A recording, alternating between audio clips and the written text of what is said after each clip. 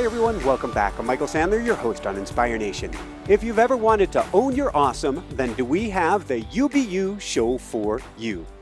Today I'll be talking with Drew Canole, fitness rockstar, transformational guru, the founder of Fit Life TV, and the author of a brilliant new book that's guaranteed to inspire UBU. And that's just what I want to talk with him about today, about detoxing your life, crushing your limitations, and owning your awesome. That plus we'll talk about X-Wing fighters, pizza and trashy TV, the importance of Jiminy Cricket, a hamster, rabbit, gerbil, and goldfish, and what in the world woo-woo Drew has to do with anything. So welcome to the show, Drew. Are you ready to shine? I am ready to shine, my man. Excellent. So before we dive right into things, if we go back in time, way back in time, what was life like for you before your sister jumped up out the window and ran across the street?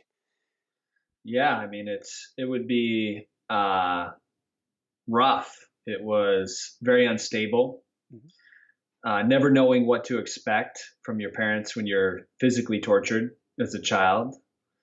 1 minute, maybe you have safety and comfort, and the next minute your whole world's flipped upside down with the events that were happening around you.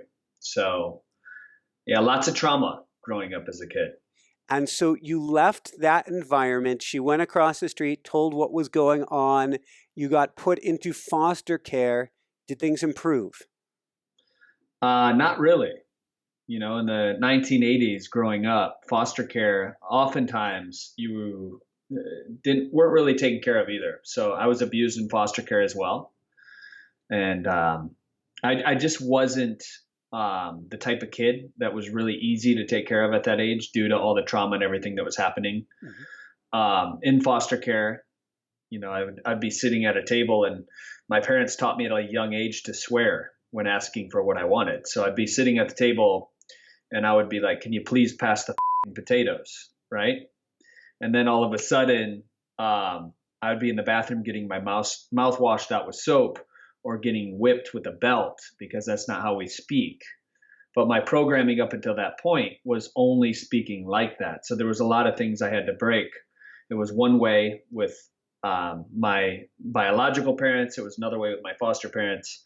And then thankfully I was adopted by the most kind-hearted I'd like to say soulmate parents that really raised me in an effective way. How did they know? How did that happen? Because it was such a miraculous juxtaposition. I don't think any parent really knows how to raise their kids, especially when they're your first children, right? I think it's a lot of faith and a lot of trust in knowing that whatever decision was made was the right decision. And oftentimes, they may have made quote unquote wrong decisions raising us as kids, but when you're leading with love and your intention is there, the world is ruled by intentions. I think that's the right way to raise your kids. And my parents have the biggest hearts. They're the most loving humans on the planet. And they instilled all the small town values, because I'm from Lake City, Michigan, population less than 800 people. Yeah. And they really, really, really helped me at such a young, tender age to become the man that I am today. Was it their influence, or was it sort of, I'm going to call it divine influence, that you were praying one night, you prayed over them, your grandma, your grandpa, your hamster, rabbit, gerbil, and goldfish, and to forgive your biological father? Yeah, I think it's divine influence. I think it's a re-remembering at a very young age of where we come from as children. And knowing that I was from source, not apart from it, knowing that forgiveness is something that I could use to remove the limitations and the things that I acquired up to that point. So, yeah, at a very young age, I asked to forgive my dad. And that released me and set me on a different path than I probably would be in today if I would have held on to that. I want to dive into the path. Before I do that, you say something early in the book. I truly believe I'm the one who's creating each life experience. Yes. So I believe we're co-creating. I believe we're co-creating with source every single moment, intuitively, intentionally. And when we're fully aligned with our higher self and we're being guided, by God. I think what we call God, I don't think our human minds can even fathom what God is, but it's a nice, word to use for that. I think miracles just unfold upon themselves. Your dream time becomes your awakened time. You're quite literally dreaming awake in every moment. And I would say that's kind of where I am today. And I have to pinch myself sometimes because of the contrast from such a young age to where I am now. So it's awesome that you say that in dream time become waking time. That was actually discussed in my last interview. And so when I catch snippets from one interview going to the next, you can see the dream world or the waking world aren't what they appear to be when you catch those synchronicities, those threads moving through, the alignment. In fact, let's talk about alignment, because when you got out of high school, or actually, I guess, was it out of college? You ended up in Tampa. You ended up maybe out of alignment while doing incredibly well. Yeah. And I think that's the story of most people, right? We go after what we think society wants us to be and see. Like at the time, because I grew up in Lake City, Michigan, and my parents didn't really make a lot of quote unquote money in their lives. The average household makes like 30 grand there, which is like nowadays below poverty. I never knew I was poor at that age. I just knew that my mom working 3 jobs and my dad having 7 different jobs growing up as a kid was kind of the normal thing because that's all I saw. So I thought that my life could be a lot better if I had copious amounts of cash. So moving to Tampa, I became a mortgage and debt settlement specialist, like everybody in 2005, 2006. And then I started my own company. So I was making all the money in the world, but I wasn't happy. I was still chasing the dollars, and I wasn't chasing change. I wasn't helping people on a really deep level at my time that I thought at the time. So even though I was making a lot of money, I just wasn't satisfied. So I would drink every weekend, and I was addicted to a lot of different things externally, outside of myself. I was giving away my personal power every single day, which on your last podcast, I love it because Don Miguel Ruiz talks a lot about the Toltec wisdom, and personal power and seniority is one of the biggest things in that. So I was giving away my personal power. I was not abiding in the fifth agreement at all. And along those lines, in personal power, you met an amazing man, Frank. Yes. Yeah, and Frank changed my life. Sitting down with Frank every day for 2 or 3 years in the morning, having breakfast and being with a wise sage who at the time was probably 80, 83, 84 years old, but he would just speak with such passion and conviction that you were literally transformed in every encounter. It was elevating my frequency of what the potentiality in the world could be based on those interactions with Frank. So years and years of trauma falling off, karmic debt, thousands of years worth of stuff, and just elevating me to be who I am today. Frank played a huge role in that. What would you say was his you got something every day, but most important, or what has stuck with you the most or been the guiding light from your time with Frank? Really focusing out. Frank was a big, and he still is, because even today I talk to Frank at least once or twice a week.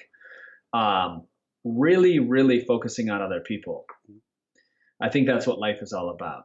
When we choose to help other people every day, it changes things.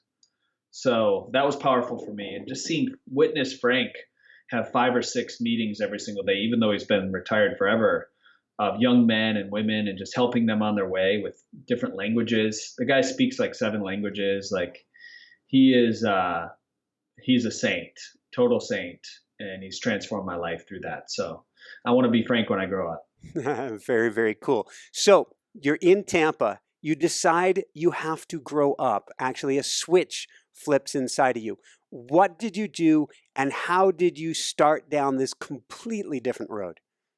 Yeah, no, I finally listened to Frank. He said, if you do one thing at all in your life, make sure you do something that changes other people.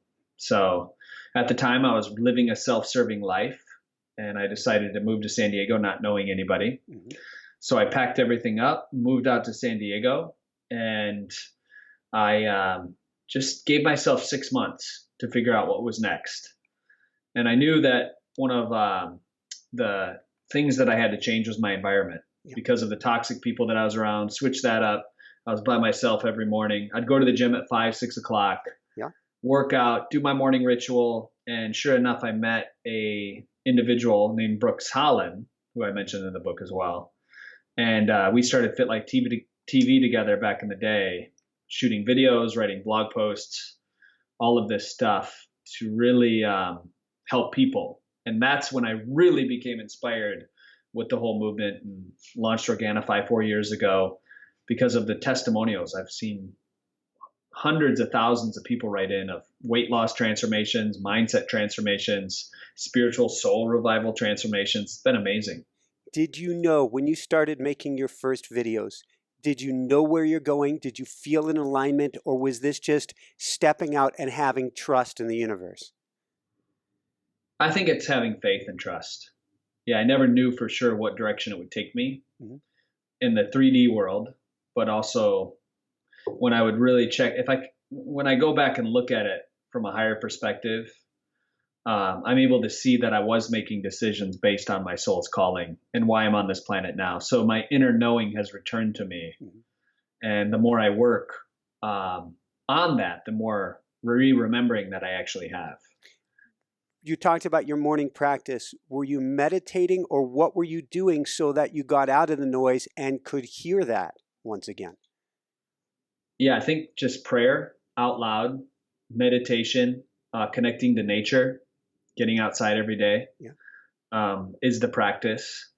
And then also noticing when my mind is wandering, when I'm in the past or when I'm in the future, looking around, looking at the trees, the rocks, all my ancestors, looking at where I am and pulling my attention into the present moment, which is the fourth dimension, right? When we make a choice, we are now in the fourth dimension. We're no longer in the 3D realm. So staying in the 4D as much as possible back then to create a love vibration of peace. And that's when I really started to see shifts happen, not only in my life, but everybody who was around me, everybody I encountered.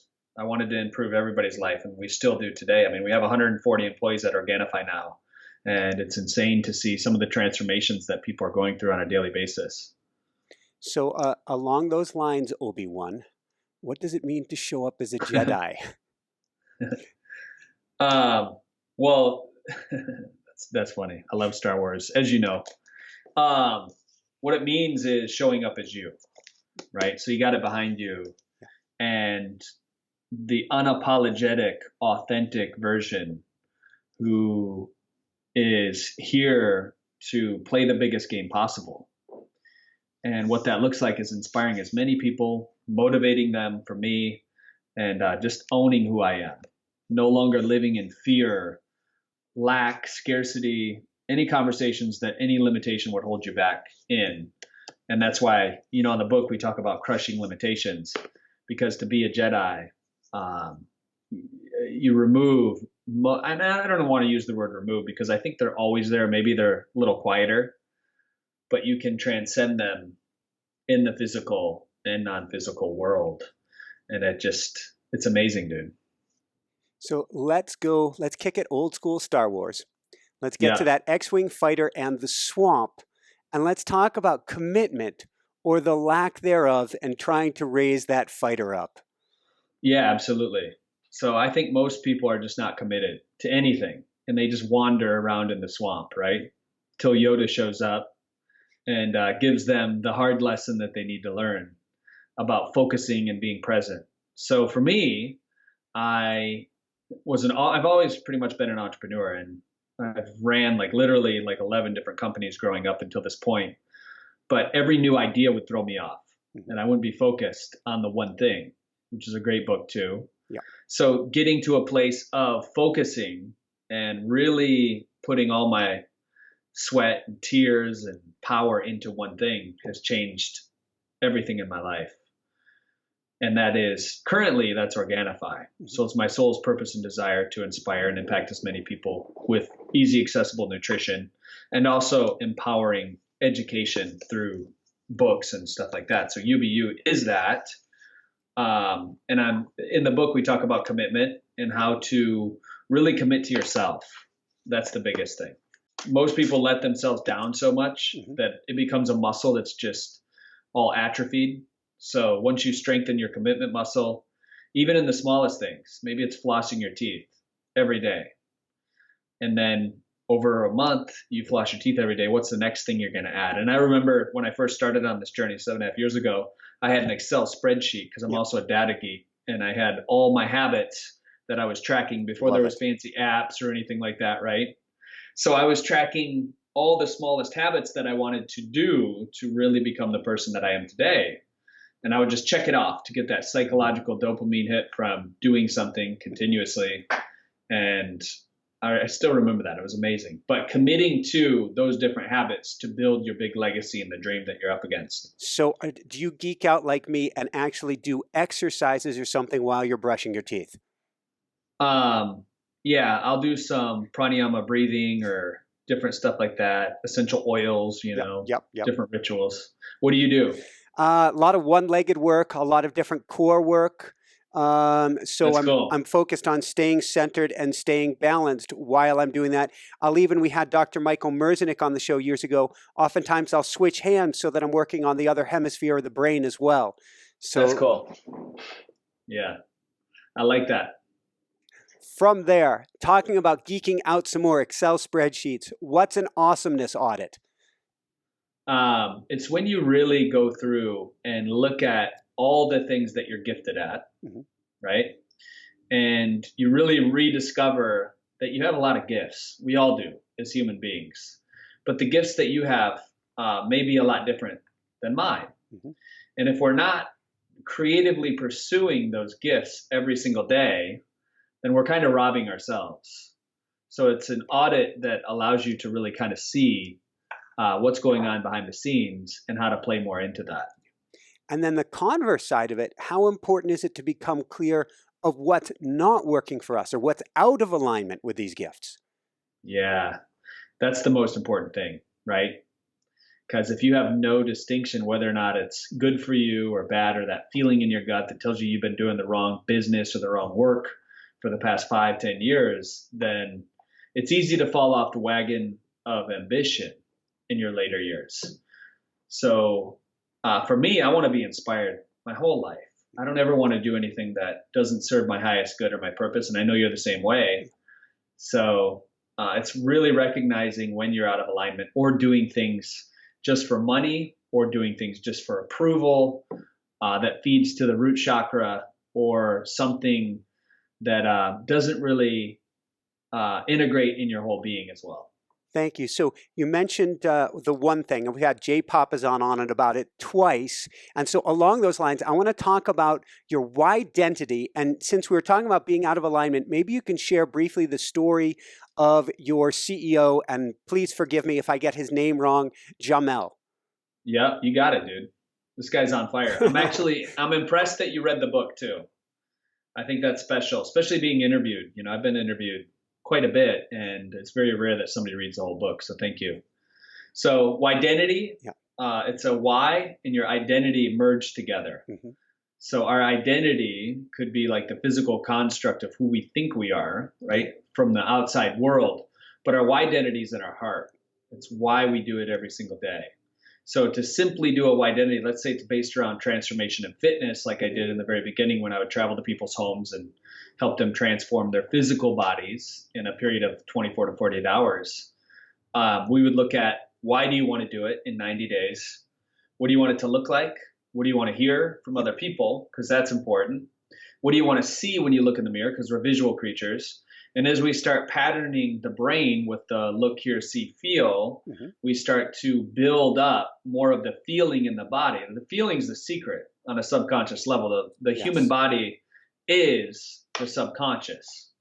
So if we can get the subconscious to shift, which is 95% of the iceberg that's underneath the water, if you've ever seen that thing, then we can shift our whole entire reality. So the identity allows you to really tap into your subconscious and start to shift things in your life. It worked really well physically. I think if you can start to transform your physical body, getting that in the best shape possible, you develop a higher frequency or vibration for the other things that you're really willing into your existence, which could be financial abundance, it could be the relationship of your dreams, it could be basically any aspect of your life you can use the Identity for, the Identity process. But I believe that starting with your physical meat suit, as I like to call it, is the way to go with that. There we go. I love it. And since the meat suit, you talk now about not being the sailor of the meat suit, but being of the captain of the meat suit. How do we do that? And particularly when we first look at our bodies in the mirror and take an honest look, and that's a lot of what we're talking about today, being honest and true with ourselves. How do we not get disheartened or disempowered? Yeah. So I think it's developing compassion for yourself. I think I'm often asked, what's one thing that you could leave with the world? If it was on a billboard, like those questions that we get. And it is simply to be kind to yourself. So one thing that I've developed a practice in, I look at, I just got a little puppy, Sage. He's this little mini golden doodle. Sweet. And he's young, so he'll poop in the house or he'll pee. And now he's potty trained, but back in the day. And I would always look at him like a child. Oh, he made a mistake. He left a gift, right? Dogs have this amazing sense of smell, and he thinks he's blessing my place with the smell of urine. So you know what? He left me a gift. This is amazing. And it's like that with our physical bodies. So far too often we look at our bodies and we're like, oh gosh, this isn't good enough. My boobs aren't big enough. Whatever conversations we're having in our heads as humans, the body feels that, hears everything. Yeah. So what if we could change that to, wow, I'm so proud of you for holding me up this whole entire life experience so far. Yeah. I feel so connected to you, and you let me know things in my mind before they're in my reality because of the gut, right? 3 pounds of bacteria is in our gut that controls 90% of our happy hormones in our brain. So if we start giving more reasons to bless and love our bodies, that'll start to reward us big time in this 3D world that we exist in. So being the sailor is being locked into just the body. And being the captain is to realize that you're the observer of your whole entire life experience. You're not the actor. You're not even the producer. You're the director. So sitting in the director's chair of your life, you start to realize that the body is, you can love it. It's beautiful. The tonal, as they call it in Toltec, right? Yeah. But you don't have to be so attached to it. See, the 3D is a black hole, as Don Juan has mentioned in Carlos Castaneda's books back in the day. It's just a total black hole. We throw so much money at it with all these cosmetics, these Botox, plastic surgery, this, that, the other, supplements, everything. We just continue to toss money at. But really what gets to be fixed first is what's inside. And when we can look at that with compassion, it changes everything. So going from a place of compassion, and I'm also sure you would agree with me, in one sense, we get to rip off the rear view mirror so that we're not looking in the mirror and picking on ourselves. But how do we then dive into, as you call it, diving into the mess, or even diving into the traumas of the past, which are now representing themselves in our body? Yeah, because the cells have memories, right? Yeah. So when we really dive in and look at it as if you're looking at it through your best friend's eyes. Beautiful. Right? So if you're ever afraid of giving a speech and you're going to watch that speech later or watch one of these podcasts later, watch it later as if it's your best friend or somebody you love watching you. Yeah. And why would we ever want to judge, want to poke at, limit, if we really looked at ourselves like our friends were looking at us, right? Like somebody that we love. So when we dive into the mess, we start to have massive amounts of love for ourselves. We can take an audit in looking at all the things that make us unique, that make us special, likened to my past trauma experience. We can start to almost get to a place, and I think I'm there. I actually know that I'm there, but it's a place of knowing that you made that choice before you came here long ago, right? It's a place of remembering. So whatever that looks like for you, once you get to that place, it changes everything in your life. It's empowering because if you truly realize who you are, where you came from, and that on some level you chose these things to learn and grow from it, then it's no longer happening to you, or yes, it's no longer happening to you, but it's happening for you. Hmm. Totally. What can you tell us about then using trauma as fuel? Yeah, so I believe our worst situations that we've had as human beings. I mean, you look at some of the most successful people on the planet, Mhm. um, they've all had trauma. Everyone has from the past. But using that as fuel, using it as motivation, right? So what if I was tortured as a kid? I now get to witness people that torture themselves every day with food addiction, with drugs, with judging themselves, with not liking their physical body. Like that's all torture too. So what a great position to be in to really say to them that you get to have more compassion, love yourself, forgive yourself, and really move on with all the judgment. Beautiful. There's a Wayne Dyer quote that we both share, and it fuels both of us forward, if that's a way to put it. From Wayne Dyer, we don't want to die. Don't die with the music still inside. What's that mean to you? And then what's a funeral vision? Yeah, so don't die with the music inside is we all have music. And if you really study this on a quantum level, before there was light, before there was color, there was actually sound. So every cell in your body resonates and makes a certain sound. It's a frequency. So the frequency that we exude as human beings creates music. Together we can create a whole orchestra of different instruments. So to me, it really means playing it to the best of my ability and not letting fear, not letting scarcity, any lack conversation hold me back from really playing the best song that I know how to create in the most timely fashion, because tomorrow's never promised, Yeah. which leads us into the funeral vision, right? So if you were to die, you never know when death is going to come near you. I mean, death is literally our best friend at the left-hand side of us, just 5 feet away our whole entire life experience. And death is watching us. So why not develop a positive relationship with it? I think most people have a very negative connotation with death. But it's just, we're playing with eternity here, is my belief. So if we can become friends with death, we can live life now. We can live much more fully, which is what Wayne Dyer was really talking about, is living life to the fullest and not giving up any moment, just really being in it. I always share with people, I wish that we were in some sense born with like a loaf of bread with an expiration date on our forehead. Then we would know how precious life is and make different choices. Mm-hmm. That's beautiful. I like that. So going along, and thank you, going along the lines of eternity, what is soul mapping? Yeah, soul mapping is, we talk about it in the book, obviously, but it's a way to really look at the choices that we've made up until this point in our lives, our soul's decisions, and really step into that higher self, that higher version of who we're connected to, almost like a counselor or a board of advisors, and start to make better soul decisions in the moment, every moment of the day, so that it's much more empowering to you and it feels good on a frequency level. The miracle of your sleeping night becomes your awakened day, and vice versa. It collapses together. Thank you. And you actually have an exercise where you practice programming in the night before you go to sleep for your next waking day. Absolutely. And it's all about setting intentions, right? I think in the beginning, I'm a big dreamer, as you've read in the book as well. There's a chapter on that. But to me, I get a lot of information in dream time.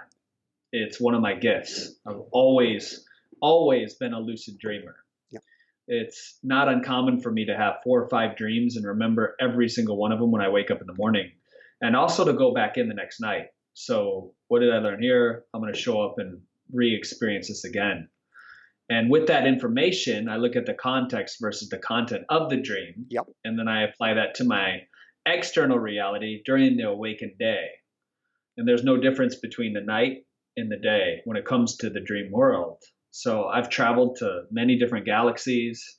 I've met with many people that are no longer on this plane to ask them questions about what they've invented in the past, what they've created. And the Don Juan had an apprentice. His name's Javier, who I've been working with for 10 years. And he actually is a Toltec shaman. Very cool. Opening up portals in dream time, all that stuff, like that's woo-woo to many, but it's something that we've lost the art of over all of the monotonous processes we have of memorization and what we go through today in this human experience. So there's so much juice at nighttime in your dreams. I'm smirking because I write down my dreams every day. And this morning it was the cutest dreams of 3 or 4 chickens and helping to find them a job and what is their purpose and what can they do. And then they ended up laying like speckled eggs. And after they had to get in a line, they had to do something else. And it was just discovering the chicken's purpose. And I woke up and I'm like, I did it. I got them a job. Real awesome, my man. Thank you. Real briefly, because I know we've got to wrap things up quickly here. We're both great at manifesting, and we're great at using vision and visioning stuff. What is vision casting to you? Yeah, vision casting is in every moment. I think when we're connected to our higher guides, our higher self, the God realization self, the force, whatever you want to call it, the chi, the prana that's been written about throughout all time. We start to see the actor in the dream, but as the director, we can now direct the actor in any moment. But it takes that vision casting, that intention, the segment intending in every moment to really process it in a way that we get in this 3D body. So for me, vision casting is something that I do in every moment. It's before I walk into my office in Little Italy, shining a light on the souls that are in there, and knowing that whoever I come in contact with, I'm going to leave them feeling better than when I was there in the first place. So it's uplifting the energy. It's raising the frequency in every environment. It's looking at the vision of my life and what do I want to see in 6 months? What do I want to see a day from now, 10 years from now? In every moment, it's having that dual perspective of the reality that we're creating. What in the world are wow goggles? Yeah, so I did a Mindset Monday on this a while ago, but you got them on, right? Yeah. They're the goggles that we can put on and look at life as if it's the first time and the last time that we'll ever experience it. And when you start to look at life like that, things start to change. You start to feel more peace in your body and in your soul. You start to no longer take for granted the simplest things. It's looking at life as if you're a child again, and looking at life as if it's your funeral, right? All at the same time. And it can create such change in your life. If you just do this once today, after listening to this, it's really profound how beautiful the world really is. Awesome. I was going to ask you for one homework assignment for people today. Would that be it? Absolutely. There it is. Woohoo! Awesome. And I love that flow. So where can people go to find out more and to find your book, UBU? Yep. ububook.com. You can get it. It's right there. The hard copies just came out as well. So it's amazing, guys. And thank you so much for doing what you do, Michael, as well. I love the show and I love what we created today. And yeah, ububook.com. I got a bunch of bonuses there as well that they can get their hands on. Reach out to me. Let me know what you think. You can find me on Instagram and Facebook and all over the interwebs as well. Fantastic. If you didn't catch, come on over to inspirenationshow.com. We'll get you over to ububook.com. You got it. Any last words of wisdom before we let you go here? Yeah, just know that whatever you're going through, maybe there's a struggle in your life, be it relationship, financial, physical. Know that when you really harness the power of who you truly are, magic and miracles will start to take place, unlike anything you've ever witnessed. And that's incredible. You're super powerful. So hold on to that. Woohoo! Thank you so much, Drew. This has been phenomenal. It's been fantastic. I think we covered a lot in a very short period of time here today. Yeah, thank you, my brother. I appreciate you doing this. You're most welcome. So for everyone out there, this is Michael Sandler saying, be well, have fun, get UBU, and begin owning your own awesome today and shine bright. Woohoo! Yeah. Thank you so much, Drew. Yeah, thank you too. Let me know how I can support you. Thanks so much for watching. If you enjoyed it, be sure to like below. Also, leave your comments. Have some real fun with it. Subscribe to our channel where you're going to get more great videos, more interviews coming up. And check out our website, inspirernationshow.com.